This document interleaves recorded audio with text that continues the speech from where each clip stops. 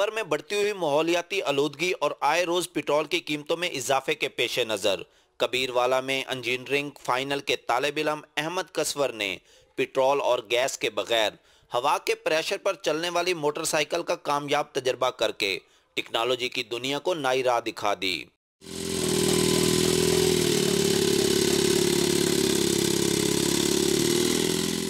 ये motorcycle 70 CC engine, 3 पहियों और 2 सिलेंडर्स पर मुश्तमिल है।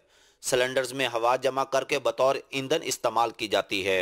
इसे कंप्लीट करने में तकरीबन 1 माह लगा है और आप देख सकते हैं कि air as a driving source है। इसका माहौल पे कोई असर नहीं है, ज़ीरो लॉसेज हैं, इसके हैज़र्ड्स कोई नहीं है, इन्वायरमेंटल फ्रेंडली है बहुत ज़्यादा।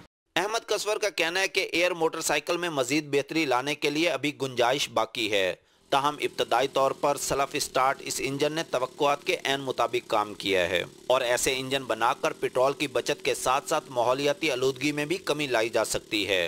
हवा से चलने वाले इस मोटरसाइकिल के तख्लीककार इंजीनियर अहमद कसवर का कहना है कि अगर हुकूमत इसकी सरपरस्ती करे तो इस तरह की मोटरसाइकिलें बनाकर ईंधन को बचाया जा सकता है। Sajjad Akbar Shah, Dawn news, Khanewal.